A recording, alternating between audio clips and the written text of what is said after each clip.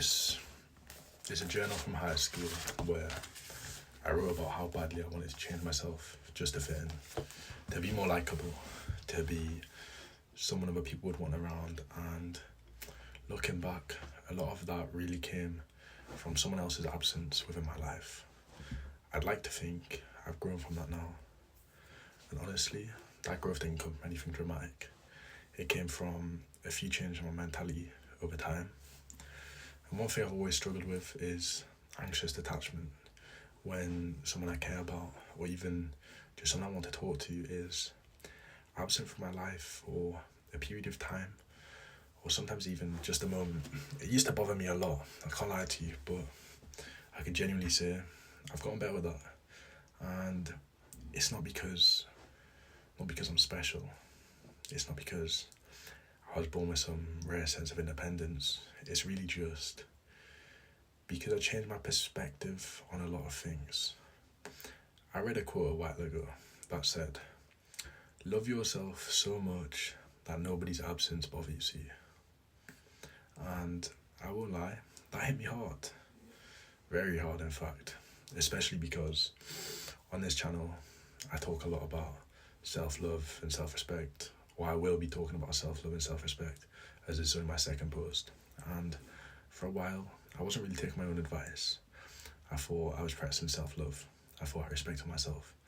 But the moment someone became distant or absent, it would affect me way, way, way more than it should have. And it wasn't until I read that quote out loud and actually just sat there for a few minutes and reflected on it that something clicked. I realised I needed to love myself enough to have someone choose to leave or chooses to be absent from my life for whatever reason, then I'll still be okay. No matter the situation, I'll be fine. I'll be comfortable in myself regardless. And that means a lot, coming from someone who used to stress out when they didn't get a text back, who would panic when it felt like someone didn't like them, who felt anxious anytime someone was absent for any period of time, whether that's a short period or a long period. It didn't matter. And I hated that about myself. I hated that I wasn't comfortable enough alone, sort of thing. And I hated that someone else's presence or absence had so much control over how I felt, and actually had so much effect on what I do day to day. But like I said, I've changed my mentality a lot. I've grown as a person, and I want to share that shift because loving yourself enough to be okay with absence is something a lot of people struggle with. So I want you to think for a moment about a time when someone's absence really bothered you. I'll go first. I remember so many moments where I'd get left unread or left undelivered, maybe by a girl I liked, or even by friends. And instead of brushing it off, I'd immediately turn inward and start questioning myself. What's wrong with me, for example? Why don't they want to talk to me? Am I annoying? Things like that. And it got so bad that I genuinely wanted to change my natural self, who I was, and I wanted to turn myself into someone more likable, someone people wouldn't want to ignore and they'd have to interact with day to day, someone people wouldn't leave. And that's why this journal here exists. Let me show you. I don't know if you can see, but yeah, I was literally writing about becoming pretty much a completely different person, what I could change to improve on, which is good to some sense, but not when it was just to be accepted by every single person in my life. And while I don't think the same way I did back then, I'd be lying if I said there aren't still some remnants of that mindset in there. Even now, those thoughts come up sometimes, the urge to change myself, to adjust who I am so I can feel more secure in other people's presence. But the difference is now, it doesn't control me anymore. And I'm not saying any of this for pity. I'm not saying this so you feel bad for me. I'm saying it because I want you to know that I understand what it feels like to want to fit in, to want to change yourself, just to be liked. And honestly, that desire to change myself for other people is what led me to self-growth in the first place.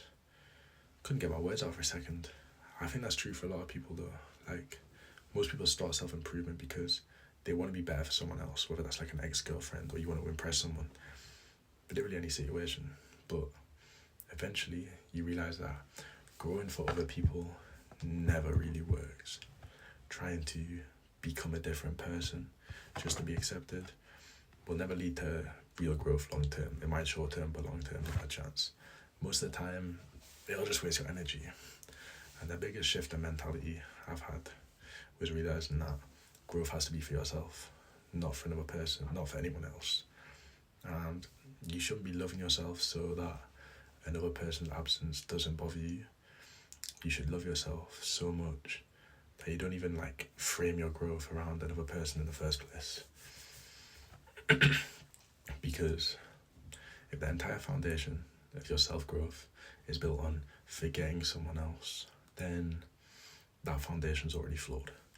The moment that person crosses your mind again, everything collapses. I mean everything. And that's when you feel like you're starting over again. You're getting yourself into a cycle.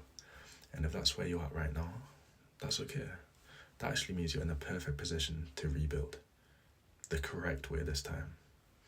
And the biggest change for me was deciding to grow for myself, to love myself for myself, not tying my progress to anyone else and not comparing myself to other people. So I want you to really think about why you clicked on this video. Was it for you or was it for someone else? Was it so you could improve yourself or so you could be more likable to someone, to other people? You shouldn't love yourself to forget another person. You should love yourself because you genuinely want to love yourself. Sounds stupid, sounds simple, but yeah, some people need to know that. Think about it like this. When I was younger, I hated reading, not because I actually hated books, but because reading was an assignment, it was classed as nerdy. Someone else told me to do it, sort of thing.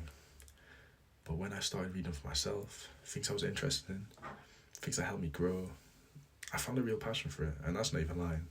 I read like 2 books in the last month. Same thing with cleaning. It's a bit of a dodgy one, this one, but I hated it as a kid because obviously I was told to do it. You're kind of like, you know when someone asks you to do something and you're like, no, when you're already going to do it. Something like that. But now, I wouldn't say I enjoy it, but I do it for myself. It makes my space feel better. It makes me feel better. And it's better to be in a decluttered and clean environment. Self-love works the same way. If you're doing it for someone else, it'll never stick. But when you do it for yourself, it becomes natural. So, the lesson of this is if you want to love yourself enough that nobody's absence bothers you, you have to love yourself for you, not to escape someone, not to prove something just for you. Even if you have to fake that mindset at first, even if you start by telling yourself you're doing this for you, eventually you'll start believing it. It's like the video before, law of attraction, same concept. And that's when another person finally stops having so much power over you, control over how you feel, how you do your things day to day. So, I'll leave you with this. Ask yourself why you feel like you can't improve without thinking about somebody else. Ask yourself why your self-love feels tied to another person's presence. Get to the root of it, simple as that. Because once you understand the why, you can start working on the what, the how, and the when. Thank you guys for watching. I appreciate you, and peace.